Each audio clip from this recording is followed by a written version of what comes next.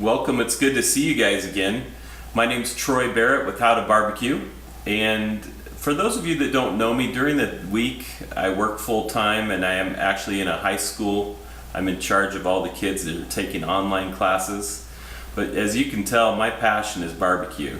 And so a lot of my students found out that I like to barbecue, and they asked me, they said, can you barbecue some ribs? And I'm like, well, yeah, I love pork ribs. And they said, no, we've got some beef ribs. Will you make us some beef ribs? So this weekend I thought I'd work on some beef ribs for them and take them back to school and let them enjoy them.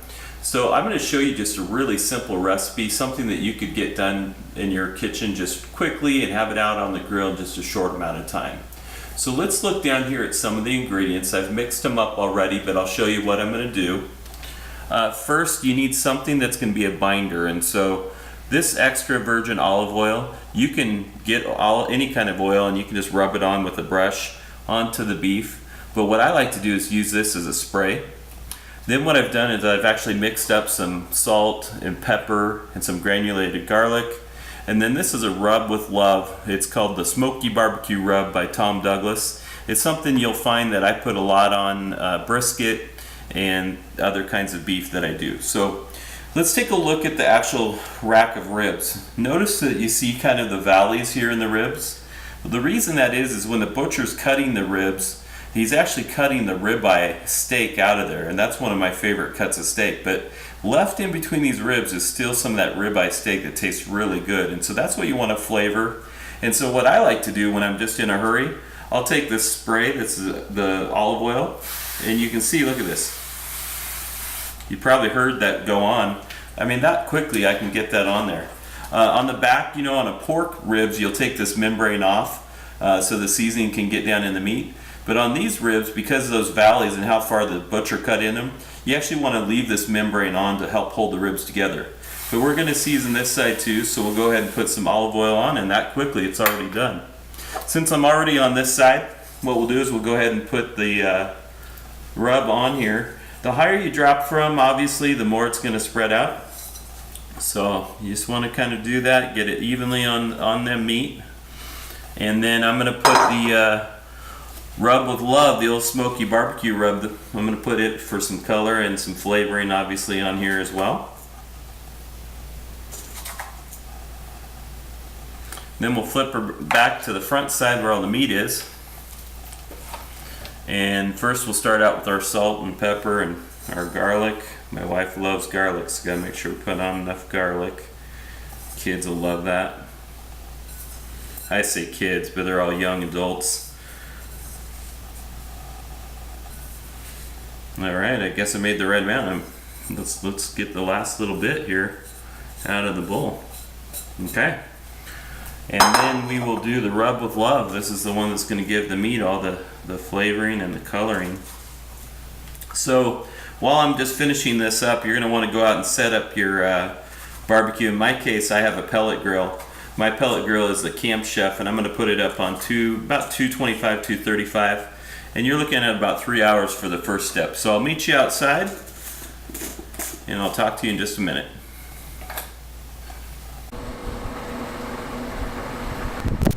Okay, we got the ribs ready to go. We're out here at the Camp Chef Pro. Notice I've got some apple pellets. You can use a pecan or apple. I like the apple for the smoke.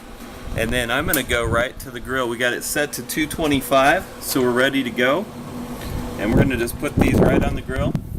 What you want to do is you want to get these ribs kind of back towards the smoke. So I'm actually going to put the long end back in here towards the smoke on each of them.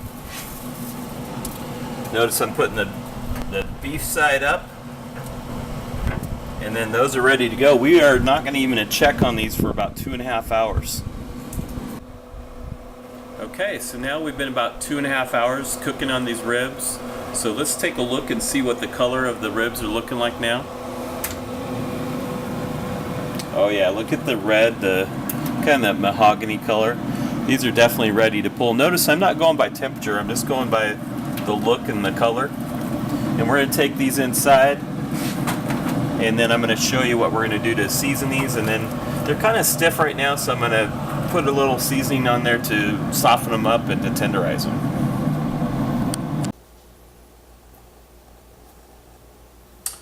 Okay, welcome back to my kitchen.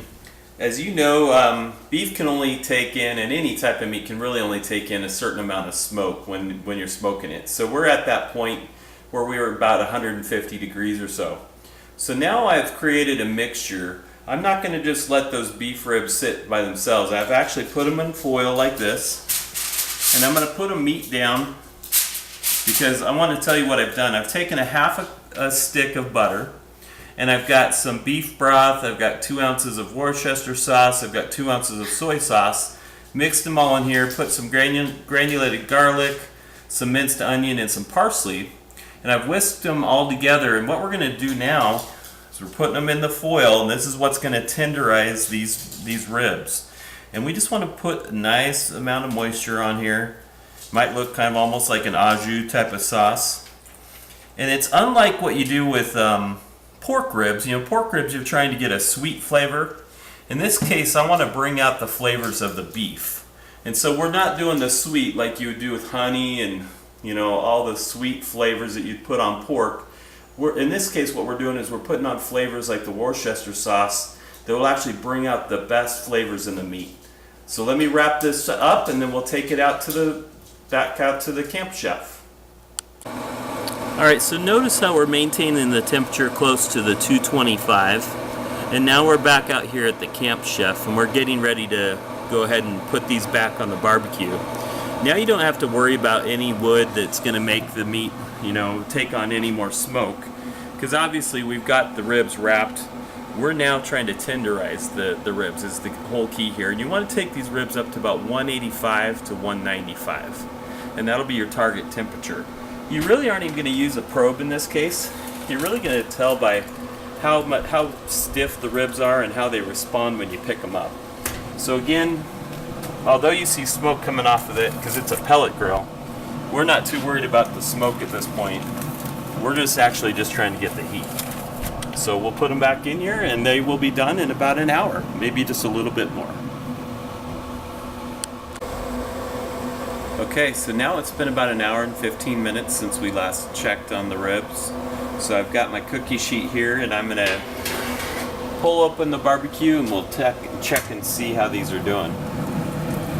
The first way that you can tell is just by seeing if there's a little bend to the ribs. You don't even have to check the temperature really. You can tell by just how much bend there is, and I feel like these are probably ready to go, but let's double check even before I take these inside. This one it smells awfully good. Oh my gosh, look how much liquid there is on here. Oh yeah, those are nice and tender, nice and moist. So let's go ahead and take these inside now. I'm going to let them sit for about 10-15 minutes, and then I'll show you how we cut them. Okay, so we're back in the kitchen now. The ribs reached about 195, 196 degrees, so they are completely cooked. And you can see from our leftover, I kept all the liquid that was in the foil from cooking, and you could take the fat off the top of that, but you could put the moisture right back onto the ribs. But as you come in here close, you'll see that there's plenty of moisture on this meat. I'm actually going to take and cut right up next to the bone, and it doesn't take much at all. And this wants to just cut right through it. You'll cut each of these ribs right up to the edge of each bone, and then the key will be to taste it here in the end. Notice the pull back on the bone where the meat pulled back. You can see it right here on these two ribs for sure. That you don't end up with a lot of meat, and you can see there's really no fat left over. It's just down to succulent meat, and we're going to see in just a second what this meat tastes like. So let's take this end piece. I like the end piece, and there is one little bone left on there, so let's cut that off. And I always have to try and see how it looks. You can see even a little smoke ring around the edge of the meat there. And we'll see how this recipe tastes.